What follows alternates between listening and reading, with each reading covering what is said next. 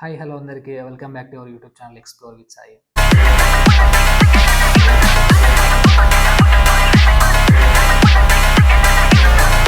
So ఎవరైతే channel first time చూస్తున్నారో subscribe చేయడం అసలు మర్చిపోకండి. మ్యారేజ్కి ముందు నెలకి 10,000 సేవ్ చేసేవాడు మ్యారేజ్ అయిన తర్వాత నెలకి ఒక 1,000 రూపాయలు కూడా సేవ్ చేయలేకపోతున్నాడు. ఎందుకో మీకు తెలుసా? ఒకరోజు లంచ్ టైంలో నా కొలీగ్ నాతో ఒక మాట చెప్పాడు. సింగిల్గా ఉన్నప్పుడు మనీ ఎక్కడ పోయేదో తెలియకపోతుండే, బట్ ఇప్పుడు ఫ్యామిలీ ఉన్న తర్వాత ఎంత సంపాదించినా మనీ సరిపోవట్లేదు అని చెప్పి. ఓ ఫస్ట్ నేను నవ్వుకున్నాను, బట్ ఈవినింగ్ ఇంటికి వెళ్ళిన తర్వాత నాకు అర్థమైంది. ఇప్పుడు బ్యాచిలర్గా ఉన్నప్పుడు ఏం చేస్తామంటే రూమ్ షేర్ చేసుకుంటాము. సో ఆబ్వియస్లీ రూమ్ రెంట్ కూడా షేర్ చేసుకుంటూ ఉంటాం. అండ్ ఫుడ్ విషయానికి వస్తే ఎక్కువ ఖర్చు పెట్టము. యూనో సింపుల్ ఫుడ్ తీసుకుంటాం. వీకెండ్స్ వస్తే కనుక ఫ్రెండ్స్తో అవుటింగ్స్ కానీ, చిన్నగా పార్టీస్ కానీ, స్మాల్ సెలబ్రేషన్స్ కానీ అలా సెలబ్రేట్ చేసుకుంటాం.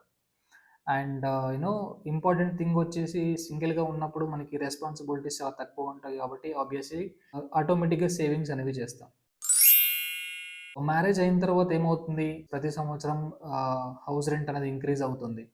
And groceries, and current bill, gas bills, wifi bills, medical bills, functions, travels, and ఒకవేళ కిడ్స్ వస్తే ఇంకా లిస్ట్ పెరుగుతూ ఉంటుంది. ఏమవుతుందంటే మనకి తెలియకుండానే ఖర్చులన్నీ కూడా పెరిగిపోతూ ఉంటాయి. ఓ మ్యారేజ్ అయిన తర్వాత ఎక్స్పెన్సెస్ అనేవి పెరుగుతాయి, బట్ లైఫ్ మీనింగ్ఫుల్ అవ్వాలి అంటే కనుక ఫినాన్షియల్ డిసిప్లిన్ అనేది కంపల్సరీగా అవసరం.